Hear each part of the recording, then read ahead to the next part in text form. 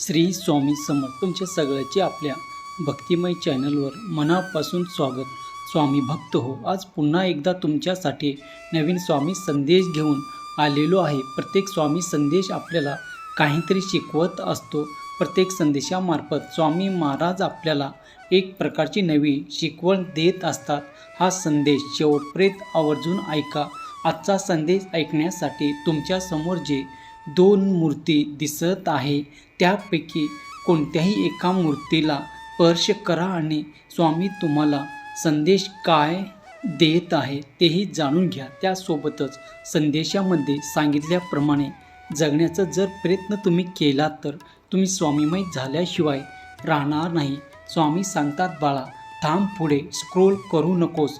आज हे शब्द तुझ्यासाठी साक्षात भगवंताने पाठवले आहे. होय, जोपर्यंत आपण जिवंत असतो तोपर्यंत हे जग सुंदर असते आणि या सुंदर जगाचा अनुभव घेण्यासाठी स्वतःची काळजीही स्वतःच घेतली पाहिजे. कधीतरी आयुष्यात अशी ही वेळ येते, आपल्या रडणाऱ्या मनाला स्वतःला शांत करावं लागतं. लोकांसाठी तुम्ही तोपर्यंत चांगले असता जोपर्यंत तुम्ही त्याच्या उपयोगी पडता आणि त्याची अपेक्षा पूर्ण करता. पण लोकांसाठी जगणे तुम्ही बंद करा. तुमची नियती कितीही चांगली असली तरी लोक फक्त देखाव्यावरून तुमची पारख करतात आणि तुमचा दिखावा कितीही चांगला असला तरी देव तुम्हाला तुमची नियत कशी आहे यावरून पार करतो. दिगंबरा दिगंबरा, श्रीपाद वल्लभ दिगंबरा. सहमत असाल तर श्री स्वामी समर्थ असे टाईप करा आणि या भक्तिमय चॅनलला सबस्क्राईब करा. देव म्हणतात, बाळा समोरच्या व्यक्तीला आपलं नातं सोबत नको आहे म्हणून दूर निघून गेलेले आहे. मग तू एकटा आहेस म्हणून का रडत आहेस? एकटं राहण्यामध्ये आणि एकटं पडण्यामध्ये खूप मोठा फरक आहे बाळा.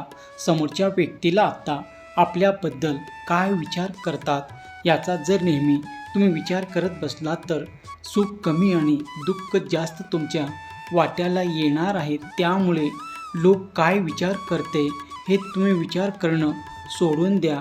होय बाळा, चुका, क्रोध, अपमान, लालच दुसऱ्यांनी केला तर मनाला त्रास होतो आणि तेच आपण वागलो तर मनाला त्याची जाणीवसुद्धा होत नाही.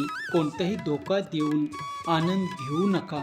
नशिबाचा फेरा जेव्हा फिरून तुमच्याकडे येईल ना, तेव्हा पश्चाताप करण्याशिवाय दुसरे काही हातात उरणार नाही. तुम्हाला वाटलं की मी त्याला फसवलं आणि माझा हेतू साध्य केला नाही.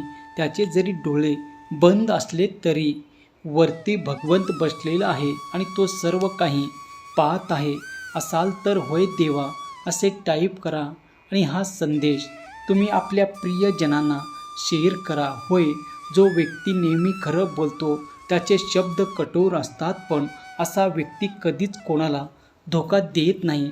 जर जीवनामध्ये कोणी एकटे असेल तर याचा अर्थ असा नाही की तो व्यक्ती कोणालाही आवडत नाही. याचा अर्थ सांगा की त्या व्यक्तीने दुनिया काय लायकीची आहे हे ओळखले आहे आणि तो एकट्यातच खुश, आनंदी, समाधान आहे.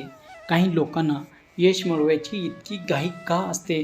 छोट्या लोकांचा हात पकडण्याऐवजी ते मोठ्या लोकांचे पाय पकडणं जास्त पसंत करतात. अरे वेड्या, लोकांचे पाय पकडून लागण्यापेक्षा तो भगवंताच्या चरणी सर्व काही सोपवून दे आणि बघ कसा भगवंताचा साक्षात्कार तुझ्या आयुष्यात होतो.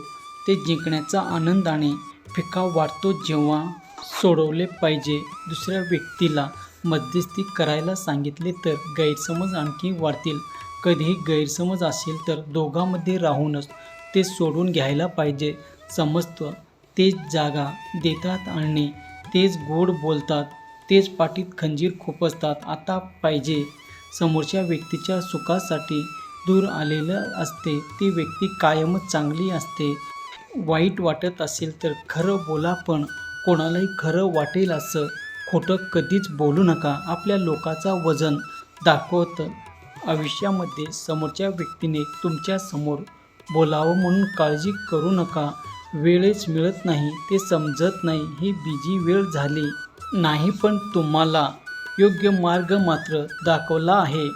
म्हणून लोकांच्या चुका शोधण्यापेक्षा आपण काय करतो हे आपण पहिले पाहिजे. स्वतःला तुम्ही असं बनवा की तुम्ही जिथे असाल तिथे तुम्हाला